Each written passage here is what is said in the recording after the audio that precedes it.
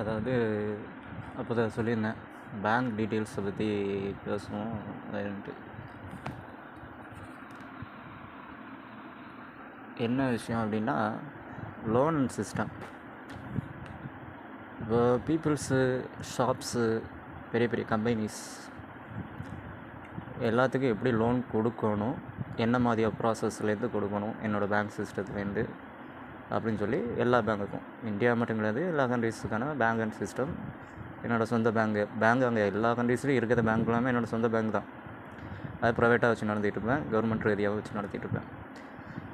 So loan and system என்ன ஃபார்மட்டேஷன்ஸில் கொடுக்கணும் அப்படிங்கிற டீட்டெயில்ஸை தெளிவாக சொல்கிறேன். நம்ம ஆதார் ப்ரூஃபு, ஐடி ப்ரூஃப்ஸ்லாம் வாங்கி இந்தியன் கவர்மெண்ட்டில் இது பண்ணுவோம். அதே மாதிரி ஃபாரின்ஸ்லேயும் அதே மாதிரி ப்ரூஃப் அண்ட் எவிடன்ஸ் வாங்கிட்டு நம்ம லோன்ஸ் க்ரெடிட் பண்ணி கொடுப்போம். இந்த லோன் கொடுக்கும்போது ப்ராப்பரான எல்லா ஃபைல்ஸ், எல்லா டாக்குமெண்ட்ஸ் எல்லாத்தையுமே கரெக்டாக நம்ம கலெக்ட் பண்ணி இது பண்ணிடணும். 1. 2, இந்த ஷாப்ஸ், கம்பெனிஸ் இவங்களாம் ஆரம்பிக்கும்போது புதுசாக ஆரம்பிக்கிறவங்க யாருக்குமே ஆரம்பித்து ரன் பண்ணிக்கிட்டு இருக்காங்க. டெவலப் பண்ணணுன்னு, அதாவது ஒரு ஸ்டெப்லேருந்து இன்னொரு step development, level by level 2 update ஆகிறதுக்கும், லெவல் பை லெவல் 2 ஷாப்ஸ் எல்லாத்தையும் மெயின்டைன் பண்ணதுக்கும், கம்பெனிஸ்லாம் டெவலப் பண்ணதுக்கும் தகுந்த மாதிரியான லோன் அண்ட் சிஸ்டம்ஸ். நீங்கள் ப்ராப்பராக கம்பெனியில் சேல்ஸ், எல்லா டேக்ஸ் அண்ட் சிஸ்டத்தை, எல்லா ஃபைல்ஸ் இதெல்லாம் நம்ம ப்ராப்பராக ஆடிட்டிங், அக்கௌண்டிங் சிஸ்டத்துக்குள்ளே நம்ம கனெக்ட் பண்ணி வச்சுருப்போம். டேலி ஃபார்மேட்டிங் சிஸ்டத்துக்குள்ளே எல்லாமே கனெக்டிங்கில் இருக்கும், பில்லிங் சிஸ்டத்துக்குள்ளே கனெக்டிங்கில் இருக்கும். எல்லாமே டேக்ஸிங் சிஸ்டத்துக்குள்ளே தான் சேல் பண்ணணும். டேக்ஸ் இல்லாமல் நீங்கள் சேல்ஸ் பண்ணுனா என்னெல்லாம் ஆகுங்கிறத டீட்டெயில்ஸையும் நான் சொல்கிறேன். டேக்ஸ் அண்ட் சிஸ்டத்தில் நீங்கள் சேல்ஸ் பண்ணால் உங்களுக்கு என்னென்ன பெனிஃபிட்ஸ் கிடைக்கும், உங்களுக்கு எவ்வளோ ப்ராஃபிட்ஸ் கிடைக்கும் அப்படிங்கிற டீட்டெயில்ஸும் சொல்கிறேன். ஆக்சுவலாக இப்போ பார்த்தீங்கன்னா, நான் யாருக்குன்னே சொன்னது தான் முன்னக்கூட்டி, 4 பங்காக பிரித்து இப்போ எவ்வளோ பேமெண்ட் வாங்குகிறாங்களோ அதை 4 பங்காக பிரிக்கணும். சரிங்களா? இதை எப்படி பிரிக்கணும், என்ன ஃபார்மட்டேஷனில் பிரிக்கணுங்கிறத டீட்டெயில்ஸ் சொல்கிறேன். இப்போ ஒரு ஆள் ஒரு ஷாப் ஓனர் கேட்குறாரு, ஒரு கம்பெனி ஓனர் என்னோடய ஷாப்பை டெவலப் பண்ணும் அப்படின்னு சொல்லிட்டு ஒரு லோன் சிஸ்டத்தை க்ரெடிட் பண்ணுறாரு. இத்தனை கோடின்னு சொல்லி க்ரெடிட் வைக்காங்க அப்படின்னாலுமே இது இவங்களுக்கு மட்டும் கிடையாது, பொலிட்டிக்கல் சிஸ்டத்துக்குள்ளேயும் அடங்கும். அரசியல்வாதிகள் நாங்கள் கட்சியை மெயின்டைன் பண்ணுறோம், கட்சியை ரன் பண்ணுறோம் அப்படின்னா அந்த சிஸ்டத்துக்குள்ளேயும் இது அடங்கும். கட்சிகளுக்கான விஷயங்கள்னு சொல்லி நான் தனியாக அப்புறம் சொல்லுவேன், அது கவர்மெண்ட் ரீதியாக இருக்கக்கூடிய விஷயங்கள். ஃபஸ்ட்டு கவர்மெண்டல் ரீதியாகவும் ப்ரைவேட்டல் ரீதியாகவும் இருக்கக்கூடிய ஷாப்ஸ் அண்ட் கம்பெனிஸ், மெயின்டெனன்ஸ் எல்லாமே நம்ம ப்ராப்பராக இது பண்ணி கொடுத்துருக்கோம் இல்லையா? அதில் டேக்ஸ் அண்ட் சிஸ்டத்தையும் கனெக்ட் பண்ணி நம்ம மெயின்டைன் பண்ணிகிட்டு இருக்கோம். இந்த டேக்ஸ் அண்ட் சிஸ்டத்தை ஒரு பங்கு எப்படி போகும் அப்படின்னு சொன்னால் கவர்மெண்ட்டுக்குள்ளே போகும், ஒரு பங்கு உங்கள் லோன் அண்ட் சிஸ்டத்துக்குள்ளே ரன் ஆகும், இன்னொரு பங்கு உங்கள் ப்ராஃபிட் சிஸ்டத்துக்குள்ளே ரன் ஆகும். இதெல்லாம் ஜிஎஸ்டி சிஸ்டத்துக்குள்ளே ரன் ஆகும், ஜிடிபி, பிபிபி எல்லா சிஸ்டத்துக்குள்ளேயும் ரன் ஆகக்கூடியது. சரிங்களா? இப்படி ரன் ஆகக்கூடிய விஷயம் இது. எப்படிலாம் என்ன மாதிரிலாங்கிற விஷயம் தெளிவாக சொல்கிறேன். இப்போ ஒரு லோன் வாங்குகிறோம்.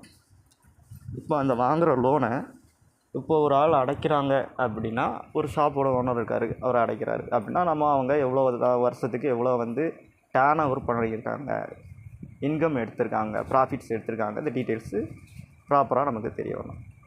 இல்லீகலாக பண்ணாங்கன்னா அதுக்கான டீட்டெயில்ஸு தெரிய வராது. பட் அது என்ன ஆகும் அப்படின்னா, அவங்களோட கம்பெனிக்கு லோன் அண்ட் சிஸ்டத்தையும் ஸ்டாப் பண்ணும், அதே நேரத்தில் சேல்ஸ் சிஸ்டத்தையும் பாதிக்கும். பிறகு கம்பெனிக்கு எடுக்க வேண்டிய சரக்கு, அதாவது ஒரு சரக்கை நம்ம விற்று தீர்ந்த பிறகு மறு சரக்குகளை நம்ம எடுத்து இம்போர்ட் பண்ணி எக்ஸ்போர்ட் பண்ணி ஏற்றுமதி இறக்குமதி பண்ணுறது, சேல்ஸ் பர்ச்சேசிங் சிஸ்டத்தை மெயின்டைன் வச்சுருக்கோம் நம்ம. அப்போது இதில் சேல்ஸ் பண்ணும்போது அவங்க எவ்வளோ சேல்ஸ் பண்ணியிருக்காங்க, யார் பண்ணியிருக்காங்க, எல்லா டீட்டெயிலும் ப்ராப்பராக தெரியும்போது எவ்வளோ ப்ராஃபிட்ஸ் எடுக்கிறாங்க, அப்போ அவங்களுக்கு எவ்வளோ ப்ராஃபிட்ஸ்க்கு தகுந்த மாதிரி நம்ம லோன் க்ரெடிட் பண்ணி கொடுக்கலாம், அவங்க எவ்வளோ விரும்புகிறாங்க லோனு அப்படின்னு சொல்லி அதை கணக்கு பண்ணி கொடுக்குறது. இந்த லோன் எடுக்கிற சிஸ்டமே கடன் வாங்குறது தான். அந்த கடன் வாங்குகிற சிஸ்டமே என்ன அப்படின்னா, அவங்க அடைக்கிற மாதிரியான விஷயங்களை செஞ்சு கொடுத்து அவங்களுக்கான ப்ராப்பரான லாபத்தை ஈட்டி கொடுக்கறதுக்காகத்தான் இந்த கடன்கள் கொடுத்து உதவுது. முதல்ல அதை நல்லா தெளிவாக தெரிஞ்சுக்கணும். முதல்ல சப்ஜெக்ட்ஸை நல்லா படிங்க, நான் சொல்லிக் கொடுக்குற சப்ஜெக்ட்ஸை நல்லா கவனிங்க. எல்லா பிஹெச்டி முடிச்சிருப்பீங்க, பெரிய பெரிய ஆட்களாக பெரியவங்களாக இருப்பீங்க, எல்லாம் ஜீனியஸ்லாம் இருப்பீங்க. அப்போ நான் சொல்லும்போது அதை கரெக்டாக நீங்கள் கற்றுக்கிட்டால் தான் அதுக்கான ஒர்க்கபிள் சிஸ்டத்தை நீங்கள் கரெக்டாக அங்கே ஹேண்டில் பண்ண முடியும். சரிங்களா? அப்போது லோன் அண்ட் சிஸ்டத்தில் நம்ம வந்து சரக்கை எடுக்கிறோம், திரும்ப நம்ம அதை முதலீடு பண்ணுறோம், முதலீடு பண்ணி அதன் மூலயமா நம்ம என்ன பண்ணுறோம், ஸ்டாக்ஸ் எல்லாம் வாங்கி வச்சு சேல்ஸ் பண்ணுறோம். ஸ்டாக்ஸ்னால் பொருட்கள்லாம் வாங்கி வச்சு சேல்ஸ் பண்ணுறோம். எனிமோர் ஸ்டாக்ஸ் வாங்கி வச்சு சேல்ஸ் பண்ணுறோம். அதில் நமக்கு இத்தனை கோடி ரூபா லாபம் வருது. இப்போ உங்களுக்கு 4 கோடி ரூபா லாபம் வருதுன்னு வச்சுக்கோங்க. இந்த 4 கோடி ரூபாவில் நீங்கள் என்னத்துக்கெல்லாம் கொடுக்க வேண்டியது இருக்கும்? உங்களுக்கு ஒரு லாபத்தை நீங்கள் எடுத்துக்கூட வேண்டியது இருக்கும். இன்னொன்று, உங்கள் எம்ப்ளாயீஸுக்கு அவங்கள சேலரி கொடுக்க வேண்டியது இருக்கும். ரெகுலராக நம்ம பண்ணிக்கிட்டே எப்போவுமே டெவலப் பண்ணிக்கிட்டே இருக்கக்கூடிய சூழ்நிலையில் இருக்கனால எம்ப்ளாயீஸ் நமக்கு கண்டிப்பாக தேவை. எம்ப்ளாயீஸ் இருந்தால் தான் மற்ற எல்லா ஒர்க்குமே நடக்கும். அவங்களுக்கான சேலரிஸ் நம்ம கரெக்டாக கொடுக்க ஹை லெவலில் கொடுக்க எல்லா ஒர்க்ஸுமே கரெக்டாக நடந்துகிட்ருக்கோம் இல்லையா, ப்ராப்பராக. அதையும் நம்ம செக் பண்ணிக்கிட்டு இருக்கோம். எல்லா விஷயத்தையும் நம்ம செக் பண்ணிப்போம், எல்லா விஷயத்தையும் ரன் பண்ணியிருப்போம். இது 2. அப்போ 4 கோடி ரூபாவில் 1 கோடி ரூபா லாபம், 1 கோடி ரூபா எம்ப்ளாய்ஸு சம்பளமாக போயிடும். 1 கோடி ரூபா நம்ம ஸ்டாக்கு எடுக்கிறது, சரக்கை எடுத்து வைக்கிறது. ஒரு ஸ்டாக்கு அப்போ விற்று தீர்ந்த ஸ்டாக்கு தான் விற்று தீர்ந்துருக்கும். அப்போ சரக்கு எடுத்து வைக்க வேண்டிய சூழ்நிலை வரும். அப்போ சரக்கு எடுத்து வைக்கிறதுக்கான அமௌண்ட்டையும் நம்ம அதில் எடுத்து வைக்க வேண்டியிருக்கும். அதுக்கப்புறம் அந்த பண்டிகை காலங்கள், லீவு காலங்கள், அந்தந்த இதுக்குன்னு சொல்லி சில விஷயங்கள், பிறகு கம்பெனி லாபத்துலேருந்து நம்ம வந்து இந்த விஷயங்கள்லாம் இந்த சரக்கு எடுத்து வைக்கக்கூடியதுலேயே இன்னொரு விஷயமும் உள்ளடங்கியிருக்கு. அதை நான் அடுத்தல சொல்கிறேன். அதுக்கப்புறம் நம்ம வந்து வாங்கின லோன் அண்ட் சிஸ்டத்தை கட்டக்கூடியது. இந்த லோன் அண்ட் சிஸ்டத்தை கட்டும் போதே இன்னொரு என்னென்னா, சரக்கு எடுத்து வைக்கும் போதே இன்க்ளூடிங் டேக்ஸும் அதுக்குள்ளே ரன் ஆகும், கவர்மெண்ட் டேக்ஸும் ரன் ஆகும். அதே நேரம் நம்ம சரக்கு விற்கிறோம், சேல்ஸ் பண்ணுறோம் அப்படிங்கும்போது அவங்களுக்கு கிஃப்டடு அது இது நம்ம வந்து பணங்கள் ரீதியாக அது இது நம்ம கஸ்டமர் சாட்டிஸ்ஃபேக்ஷனுக்காண்டி நம்ம செய்வோம் இல்லையா, ஆடிங் சிஸ்டத்துக்காக. அதுக்குள்ள அமௌண்ட்டும் இந்த 1 கோடி ரூபாக்குள்ளே அடங்கும். இதில் ஜிஎஸ்டி நம்ம கட்டுறது, கவர்மெண்ட்டை கட்டுறது, அதனை ஆடிட்டிங் சிஸ்டம் எல்லாமே இந்த 1 கோடி ரூபாக்குள்ளே அடங்கும். அப்போ நம்ம லோன் அண்ட் சிஸ்டத்தை கட்டுறது 1 கோடி ரூபா தனியாக நம்ம லோனை கட்டுவோம். அப்போது ப்ராப்பராக நம்ம லோனை கட்டும்போது நம்ம லோனு கரெக்டாக நம்ம கட்ட என்ன ஆகும்னா, சீக்கிரமாக லோன் கிடையும் போது நமக்கு வந்து 1 கோடி ரூபா கட்ட வேண்டிய இடத்துல எவ்வளோ கட்ட வேண்டியது இருக்கும்? ஒரு 75%, ஒரு 80% இந்த மாதிரி தான் கட்ட வேண்டியது இருக்கும். அப்போ 20% உங்களுக்கு என்ன ஆகும்? அதுவும் உங்கள் கைக்கே வந்துடும். ஏன்னா நீங்கள் ப்ராப்பராக லோன் கட்டும்போது அந்த டேக்ஸு இத்தனை வருஷத்துக்குள்ளே குயிக்காக நீங்கள் கட்டி முடிக்கும் போது உங்களுக்கான ப்ராப்பராக அந்த விஷயமும் உங்களுக்கு ப்ராப்பராக நடக்கும். ஸோ உங்கள் லாபம் ஒரு சைடில் நீங்கள் பார்த்தாலும் எம்ப்ளாயீஸோட ஒரு சேலரியும் கரெக்டாக பார்த்துக்கணும். 2வது, இந்த 1 கோடி ரூபாக்குள்ளே நான் சரக்கு எடுக்க வேண்டியது, ஜிஎஸ்டி அதோட இது கனெக்டிவிட்டிஸ் இருக்கும். அது நம்ம வாங்குற பொருட்களுக்குள்ளேயே ஜிஎஸ்டி எல்லாமே இருக்கும், அதோட ப்ராஃபிட்ஸும் அதுக்குள்ளேயே இருக்கும். சரிங்களா? அது இந்த 3க்குள்ளேயுமே அடங்கணும்.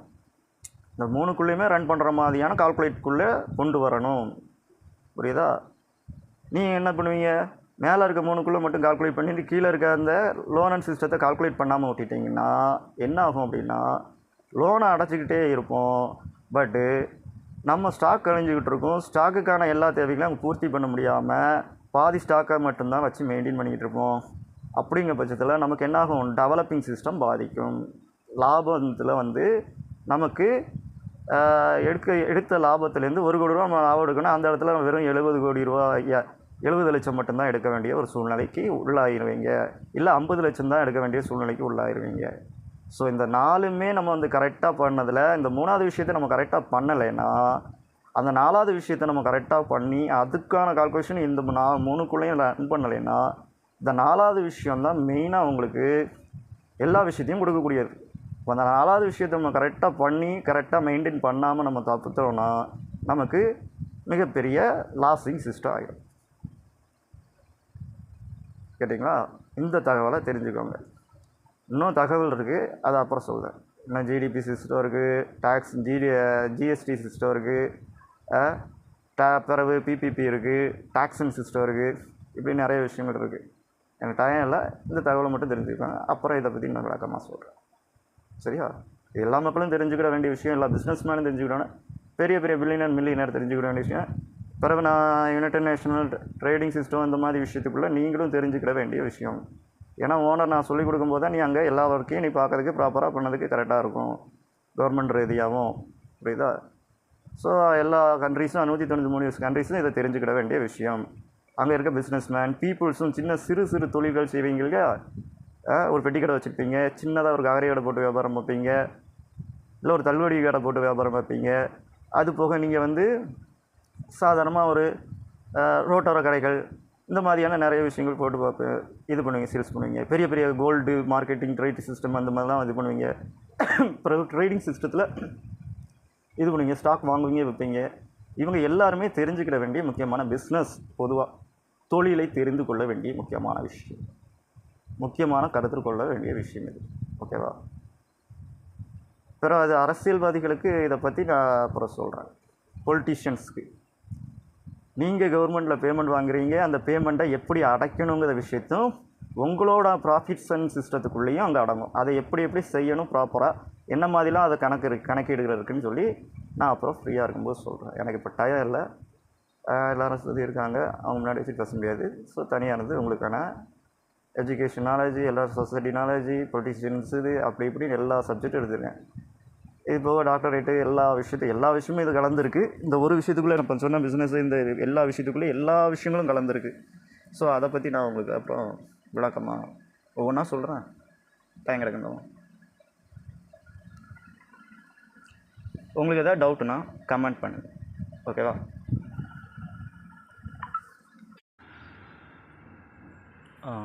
பிறகு இன்னொரு விஷயமும் சொல்கிறேன்.